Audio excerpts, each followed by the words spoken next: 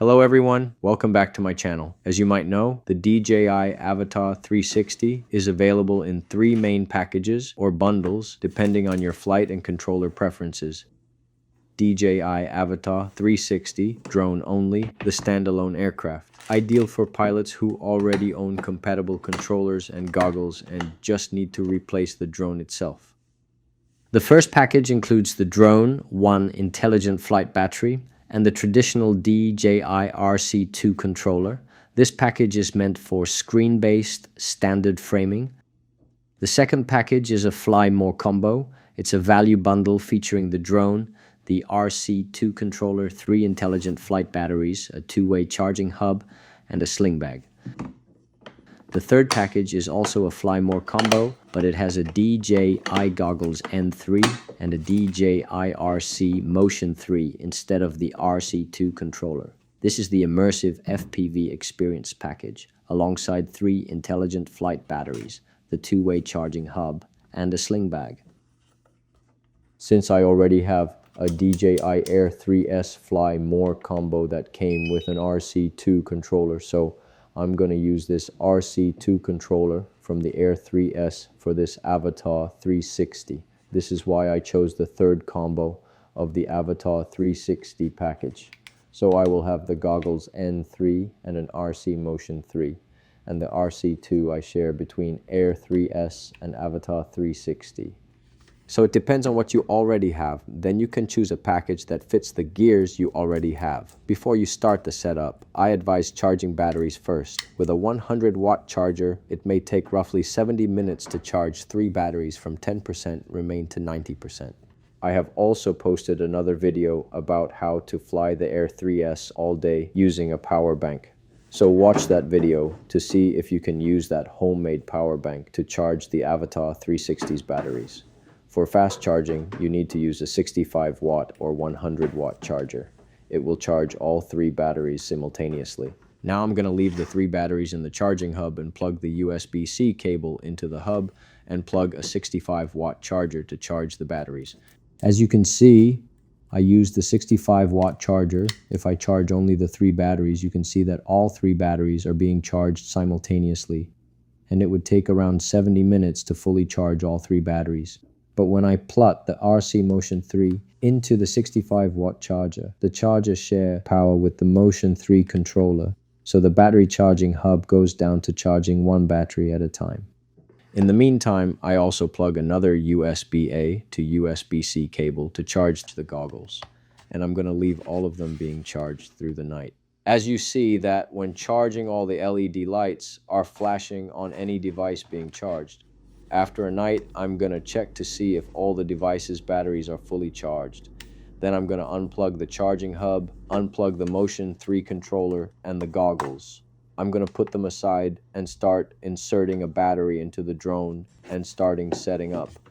In my experience with Air 3S, I marked the batteries from 1 to 3. By this way, I can monitor all the batteries. For example, if I am in a field to fly for 3 or 4 hours. I'm going to fly battery 1 first, then I'll charge battery 1. Then I'll fly battery 2, then charge battery 2, and the same with battery 3, and keep rotating this way. I can have more flight time. As always, I gotta double press this button to power on the drone, a first short press, and a second long press to power on the drone until I hear the power on sound, and I'm gonna release my finger. And I do the same double press on the RC2 to power it on. On the RC2 controller, I'm gonna tap connect to the aircraft. Then it's gonna show me a window where I'll have to select a drone model that I'm gonna use with this controller. As I share the controller between the Air 3S and this Avata 360, so I'm gonna select the Avata 360, then the controller needs to download the resource into the controller in order to control the Avata 360. Sorry, I have to switch to the horizontal video to show more details on setups, as this setup video was recorded on the RC2 screen recording. After I selected the drone model, the controller still couldn't connect to the drone, it asked me to confirm the connection to the drone model, which is the Avata 360, and the controller will switch to the corresponding version. Then I had to pair the drone and the controller by pressing the power button on the drone battery for 4 seconds to pair the drone and the controller. After I tapped to confirm to switch to the right software version, it asked me to update the firmware. After the firmware was updated, it entered the pairing process. Don't worry if you failed pairing for the first attempt, you can pair it again. There are 60 seconds countdown time for you to pair the drone and the controller. While the 60-second countdown time is running, it also generates a beeping sound to let you know it's ready for the pairing process. This countdown time is enough for everyone to pair the drone and the controller. I'm gonna tap on pair now. During this countdown time, I had to press and hold for 4 seconds on the power button of the battery, which was already inserted into the drone. For anyone who might be confused at this step, don't be worried. If, during 60 seconds countdown time for any reason you couldn't pair it, you still have a second chance to pair again. As said earlier, during this 60-second countdown time, you have to insert a battery into the drone, power it up, and after it's powered on, press and hold for 4 seconds, and the drone will pair with the controller. Once you hear the 2 short beep sounds at the end of the process, you know that you have successfully paired the drone and the controller. At this step, I'm going to go back into the RC2 screen to continue setting up. Now I'm going to activate the drone. Hit the activate tab here. Tap here if you use a DJI RCN3, and it will get you to connect your DJI RCN3 to the drone through your smartphone and use your smartphone as a monitor screen. After tapping activate, I'm going to hit agree to DJI terms of use. After I hit agree, the activation was successful. I'm going to hit done. At this step, I can purchase DJI Carefresh if I want. It costs $69 US. If you think it's worth, then buy it. Actually, you will have to pay a small amount of money to have a new replacement drone that DJI will send to you, compared to paying the full price of a new drone if you don't have a Carefresh plan. If you don't want to buy it, just hit skip. It's good if you are a very fresh beginner who has never had any experience flying a drone. With a 1-year or 2-year Carefresh plan, you would have a low-cost replacement with free shipping. You can get water damage coverage or flyaway coverage from DJI. In my case, I don't want to buy it. I'm going to hit this back arrow to go back to the main screen and hit skip. Then I need to update the available firmware as it shows on the screen. There's a note here. You can buy a Carefresh plan within 48 hours after activation. If you are over 48 hours, you cannot buy it. Ask me how I know. I just hit fast forward at this step to save your time. The controller asked me to make sure there is at least 15% of battery, both in the drone and the controller, in order to complete the process of updating the firmware. Please be patient to take time to update the firmware if you don't want your drone to fall off the sky while you are flying, right? It doesn't take long to get it updated. After the new firmware was downloaded into the controller, now I'm going to hit install and wait for it to be completely updated. The new firmware has a size of 849.46 megabytes. It's quite a lot, but you must install and update it. It is a major update for the DJI Avata 360. It primarily focuses on fixing known bugs, improving overall flight stability, and enhancing the video transmission and panoramic playback experiences. During the firmware update, it may automatically power off and restart the drone and the controller, so you don't have to worry about this. After I hit got it, it goes back to the screen asking me if I want to purchase a 1-year Carefresh plan. I just hit skip. Now it comes to the main app screen, GoFly. I'm gonna tap on GoFly and it takes me to the drone camera screen. Since I am in my basement, so the drone and controller have no satellite signals, and I have to fly with caution. I'm gonna share some of the settings that I can fly indoor with no satellite signal. To the experienced pilots, I believe you know much more than this, but to the new pilot, I advise you to set to slowest forward speed, slowest ascend speed, and slowest descent speed. The first thing to do is the safety settings. On the upper right corner, tap on the 3 dots to access the safety menu. at the first tab, which is the safety, I'm going to set to bypass. By default, it's been set to brake. This is good if you set it to brake, but because I'm going to do an indoor flight test, I'm set to bypass. If I set it to brake, the drone will stop when it flies close to the walls. Scrolling the screen down, here I can see by default, the display radar map has been set to on or enable. So I'm going to leave as is.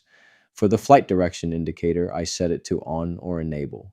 For advanced return to home or RTH, preset means the drone will fly to a height set by me. Pilots are allowed a maximum height of 120 meters or 400 feet and fly straight to the home point where it took off. I can adjust the height by sliding this slider here. So I select optimal. This means when I tap return to home or the battery is low, the drone will automatically return to home. It will use the flight routes it flew before and fly to home point and use the smart routes and avoid the obstacles to get to the home point.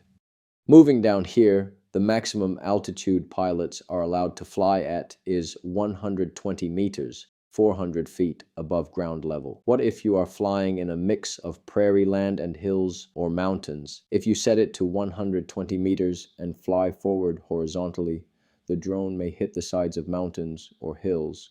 In this case, you can set it to maximum height by sliding it to its max. You see that when I slide it over 120 meters, it warns me about the maximum height.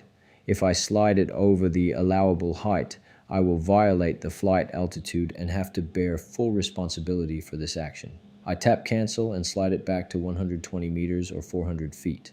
Moving down here, unlock GEO zone. This is where DJI warns you that if you are flying in the controlled airspace, you need to have authorization to do so. And of course, you first need to have DJI authorize you. Then in your local area, you need to have authorization permitted by NAV Canada as well, if you are in Canada. It depends on what country you are living in. Then you need to have your local authorizations, and you need to have an advanced operations certificate or an appropriate license to fly an over 250 gram category drone. Moving to the control tab. Now the drone just receives some satellite signals, although I am in my basement, and it warns me that my flying area is in a controlled airspace, and I must agree to assume full liability for the flight in this area. I have to check this square box and tap confirm. Then I'm going to set the units to metric for my country. You can set the measurement unit to imperial if you are in countries that use the imperial measurement.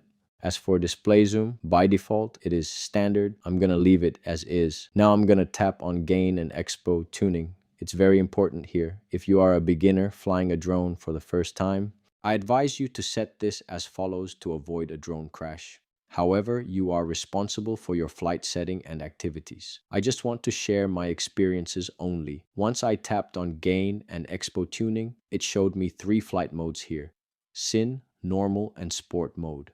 For an indoor test flight, you can set it to Cine or Normal and move all the sliders to the lowest possible.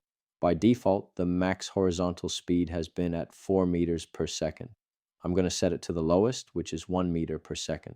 For max ascent speed, I'm going to move the slider to 1 meter per second, and I'm going to do the same for the descent speed. I'm going to move the slider to 1 meter per second. It's the lowest speed. With these settings, you may have enough time to stop the drone and avoid the crash. So, these safety and control settings are very important for flying indoors, which I want to share with you first. I don't want to make this video longer, so in the next video, I'll share with you how I set up other settings like max angular speed, yaw smoothness, camera settings, etc. So stay tuned, tap like, and subscribe to my channel so you won't miss my next video when I post it. Now, after these 2 important settings have been established, I'm going to move the drone around my messy basement. Now I'm going to move down and inward the 2 sticks to start the drone motor and put it in the air and move it around.